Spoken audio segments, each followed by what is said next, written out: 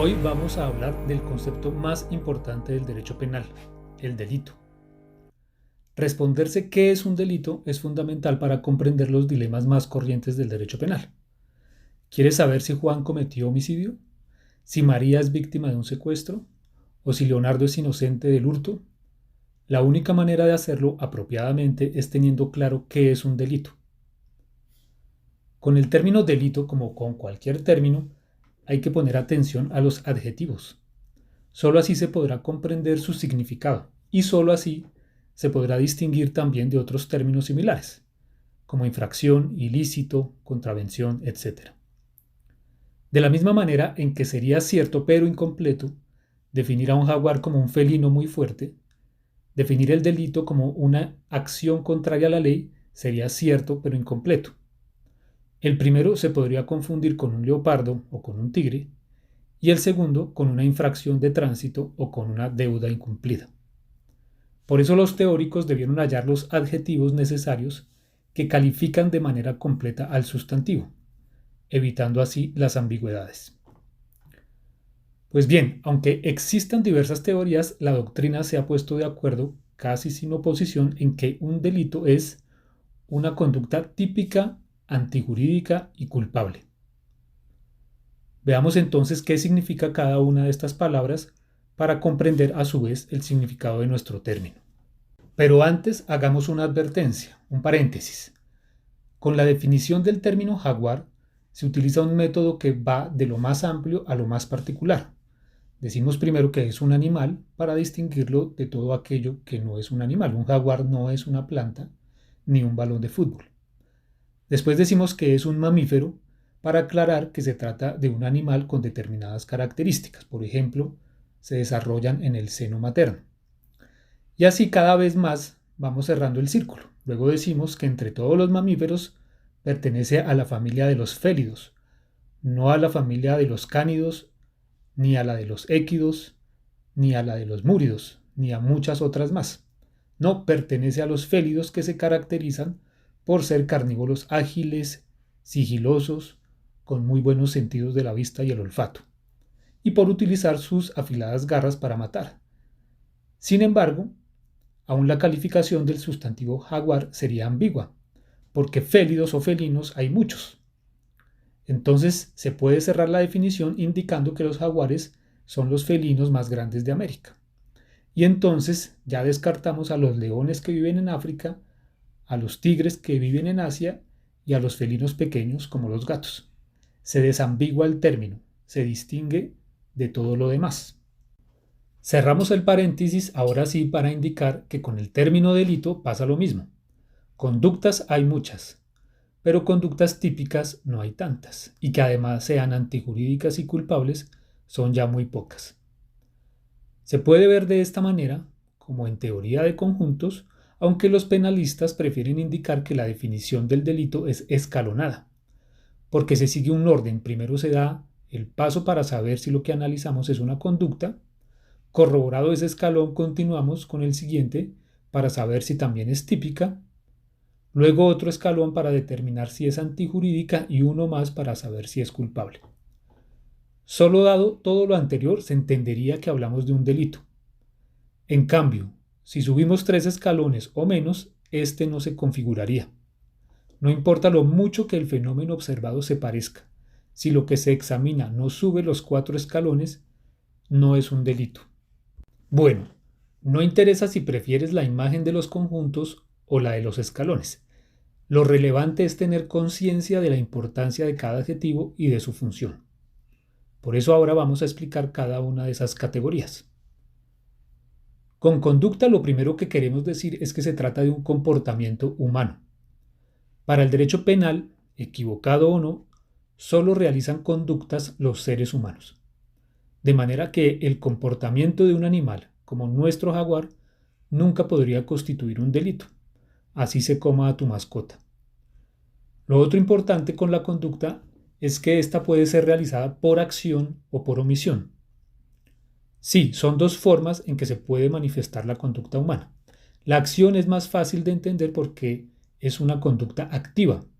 Consiste en hacer algo. Por ejemplo, bailar es una conducta humana por acción porque la actividad de mover el cuerpo acompasadamente es hacer algo. En cambio, la omisión consiste en abstenerse de hacer algo. Pero más precisamente la omisión es no hacer algo concreto, o sea, no realizar un comportamiento cuando tenía el deber jurídico de hacerlo.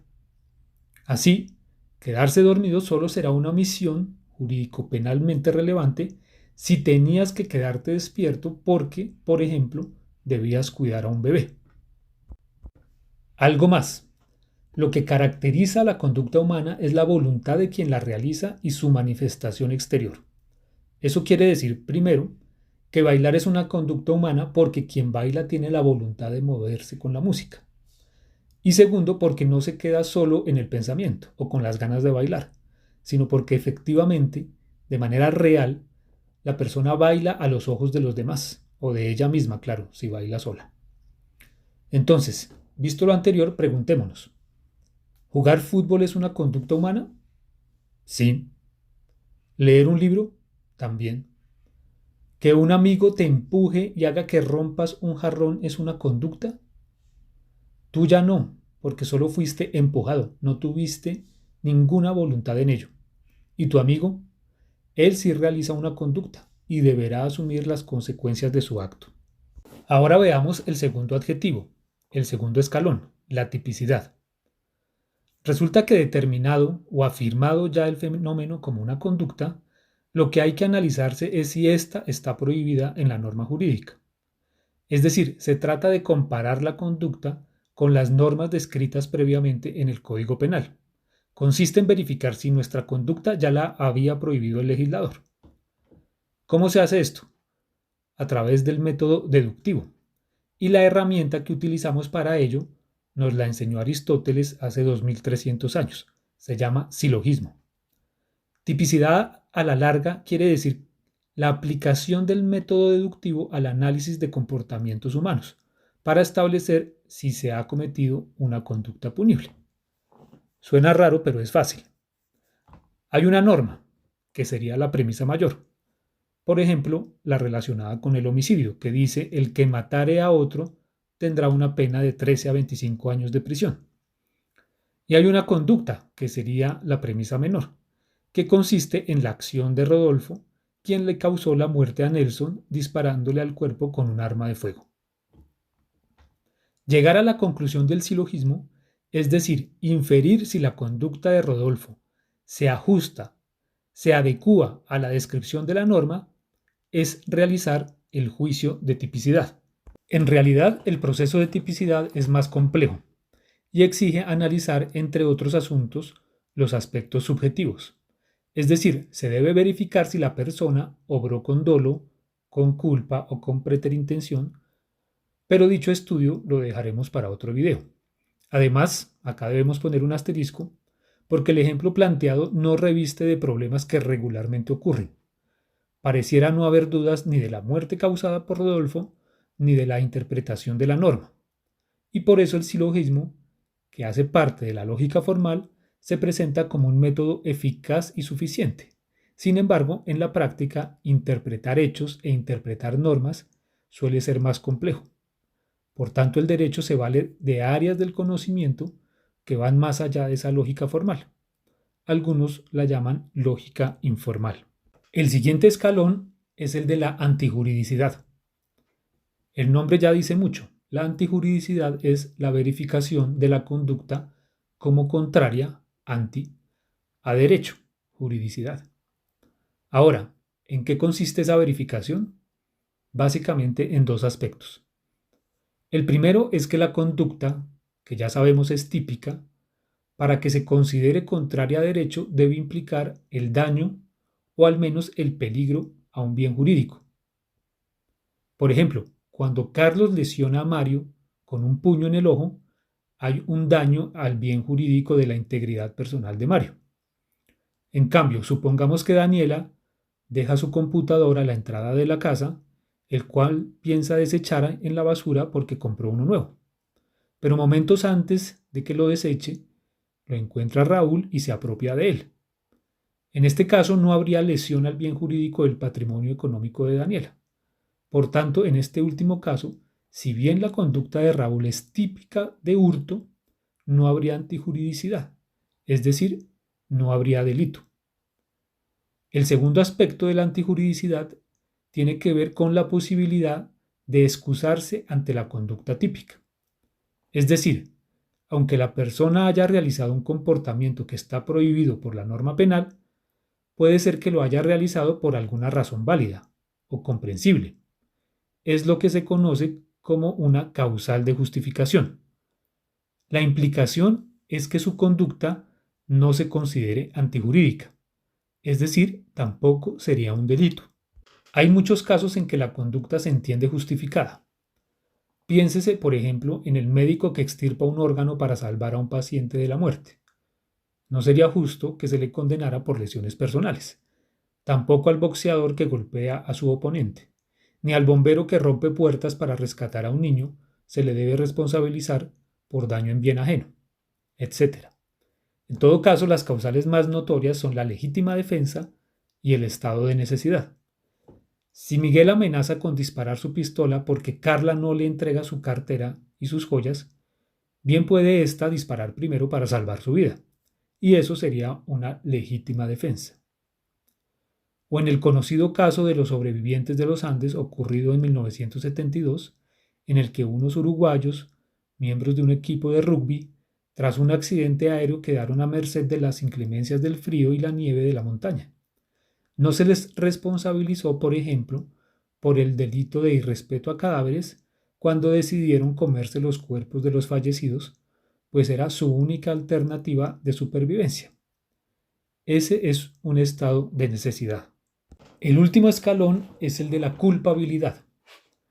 La culpabilidad es el escenario en el que se hace un juicio de reproche a la persona que cometió una conducta típica y antijurídica. Es decir, es una valoración al individuo por realizar un determinado comportamiento a pesar de que podía haber actuado de otra manera. Por lo anterior debemos examinar 3 puntos. Primero se debe verificar la imputabilidad, es decir, si la persona tenía capacidad de comprender lo que hacía, porque puede suceder que, por inmadurez psicológica o por un trastorno mental, por ejemplo, al momento del hecho no entendiera lo que estaba haciendo.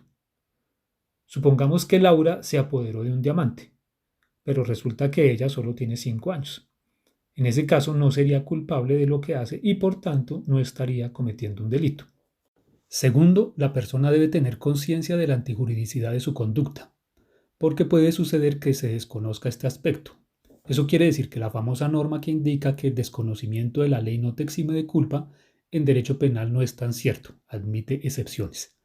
A veces puede pasar que una persona por su condición social desconozca que su obrar es prohibido y por tanto se puede librar del reproche penal.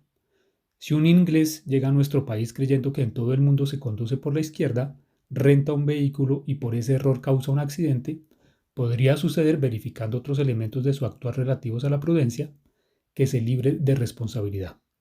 Y tercero, se debe confirmar que el sujeto estaba en posibilidad de actuar respetando el derecho, porque a veces las personas se encuentran en situaciones extremas, en las cuales no tienen otra opción que realizar la conducta por la cual se les investiga. Sería el caso de quien, por alguna razón, tiene un miedo que no puede superar, y esa sensación la lleva a cometer un comportamiento típico y antijurídico. Por ejemplo, la niñera que tras un terremoto sale a correr con pánico, olvidando el cuidado de un menor, y este, a causa del sismo, sufre algunas lesiones. En síntesis, un delito es una conducta humana que se adecúa a una prohibición normativa, que implica una contrariedad con el derecho, que lesiona o pone en riesgo un bien jurídico sin justificación y que corresponde a una persona que comprendía lo que hacía, que tenía conciencia de la ilicitud de su acto y que tenía la opción de actuar conforme a derecho.